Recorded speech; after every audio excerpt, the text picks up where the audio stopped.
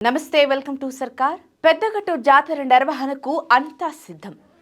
ఫిబ్రవరి 16 నుండి 20 వరకు పెద్దగట్టు జాతర, భక్తుల సౌకర్యం, ప్రత్యేక సదుపాయాలు. ఫిబ్రవరి 16 నుండి 20 వరకు పెద్దగట్టు జాతర, భక్తుల సౌకర్యార్థం ప్రత్యేక సదుపాయాలు కల్పించారు.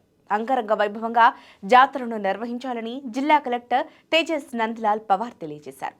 తెలంగాణలో రెండవ అతిపెద్ద జాతరగా ప్రసిద్ధిగాంచిన దురాజ్పల్లి పెద్దగట్టు లింగమంతుల స్వామి జాతర ఫిబ్రవరి 16 నుండి 20 వరకు నిర్వహించేందుకు ఏర్పాట్లు సిద్ధం చేసినట్టు జిల్లా కలెక్టర్ తేజస్ నందలాల్ పవార్ తెలిపారు. జిల్లా కలెక్టర్ మాట్లాడుతూ గతంలో కంటే భక్తులు అధికంగా జాతరకొచ్చే అవకాశం ఉన్నందున అందుకనుగుణంగా ఏర్పాట్లను చేశామన్నారు. పోలీస్ శాఖ ఆధ్వర్యంలో పటిష్ట బందోబస్తు నిర్వహించేందుకు 2000 మంది సిబ్బందిని నియమించడం జరుగుతుందని తెలియజేశారు. అలాగే ప్రత్యేకంగా 100 మందితో షీ టీమ్స్ ఏర్పాటు చేయడం జరిగిందని తెలియజేశారు.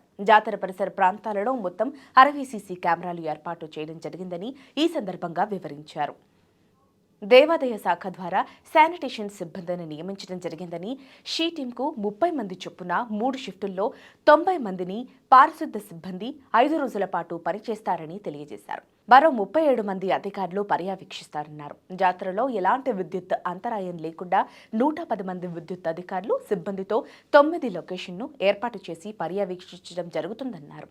మిషన్ భగీరథ ప్రధాన పైప్ ద్వారా భక్తులకు త్రాగునీరు అందిస్తామని, ఇందులో భాగంగా గుట్ట కింద భాగంలో 20,000 లీటర్ల గుట్టపై ప్రత్యేక ట్యాంకు ఏర్పాటు చేసి నీటిని అందిస్తామన్నారు.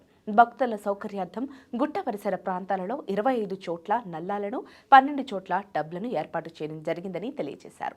వైద్య ఆరోగ్య శాఖ ఆధ్వర్యంలో 8 చోట్ల ప్రథమ చికిత్స కేంద్రాలను ఏర్పాటు చేయడం జరుగుతుందని, ఇందులో 24 మంది డాక్టర్లతో పాటు 190 మంది సిబ్బంది విధులు నిర్వహిస్తారని, 3 అంబులెన్స్లను అందుబాటులో ఉంచుతామని తెలియజేశారు.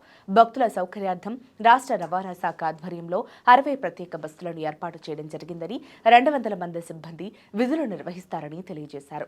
గుట్ట వద్ద 3 అగ్నిమాపక వాహనాలను అందుబాటులో ఉంచుతామని తెలియజేశారు. 5 రోజుల పాటు ట్రాఫిక్ నియంత్రణకు పటిష్ట చర్యలు తీసుకుంటామన్నారు.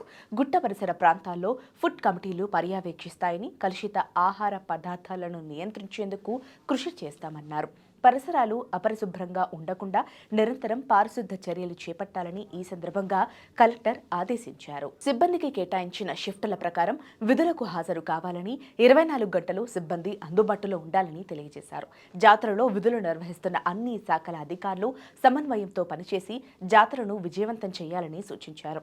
జాతరలో ఎలాంటి సమస్యలు తలెత్తినా వెంటనే సూర్యాపేట ఆర్డీఓ, జాతర నోడల్ అధికారి వేణు మాధవ్కు సమాచారం అందించాలని తెలియజేశారు. జాతర ఏర్పాట్లను కలెక్టర్ పరిశీలించారు. ఏంటి అలాగే నిలిచిపోయావు?